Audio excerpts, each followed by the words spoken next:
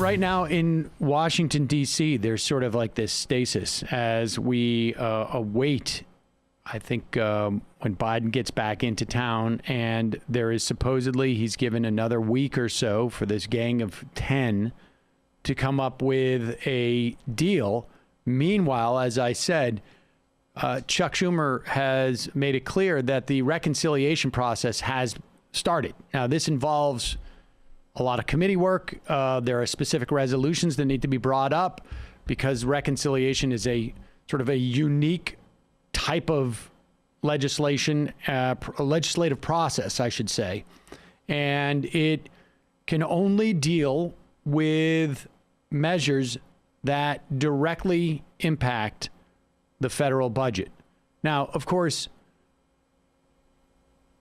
this is all rules that are made up by the Senate and can be changed by the Senate if they really wanted to. The way that the senators view the Senate itself is that these rules are sacrosanct, in part because it also allows them certain guardrails that they can blame as opposed to their own refusal to do things.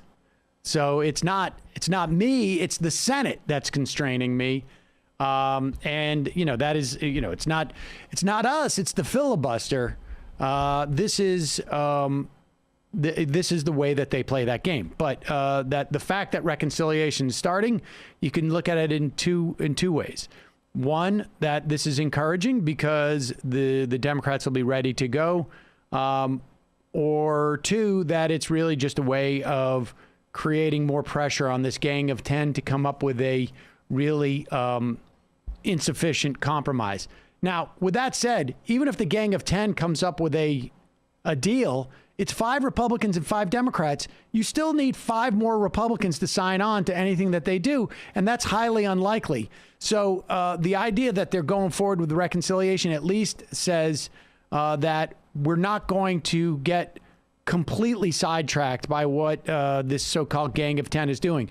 They are anticipating going forward with reconciliation by July. So that's the good news. Well, I do want to caution, though, that this bipartisan bill, McConnell's held off on saying if he'll back it. It's only, $1 trillion of over nearly 600 billion of it is in new spending, et cetera, which could be a way for McConnell to sap Manchin and Sinema, take those votes away from the reconciliation process, because then they could say, oh, we found this bipartisan agreement, we're in favor of it, and then they wouldn't have the 50 votes that they need in reconciliation. So that's just one thing I want the audience to look out for. McConnell, as of reports from yesterday, is apparently weighing, how am I going to deal with this gang of 10 reconciliation deal? Because if he throws his weight behind it, then you actually could get... If McConnell allows for a bill to pass in the Senate,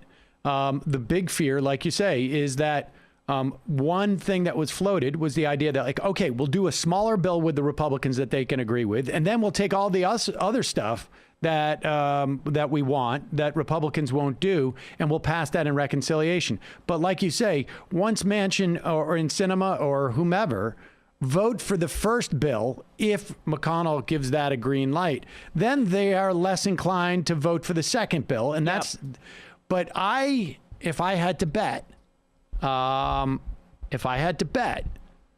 would say McConnell is just, he knows how to play the completely obstruct the game, and it has served him quite well. This would just be the sabotage game, which I don't know. I mean, they would still pass, I don't know, $500-600 billion of new funding. And right. I have a feeling Republicans just don't want to do that. Yeah. So, but we shall see.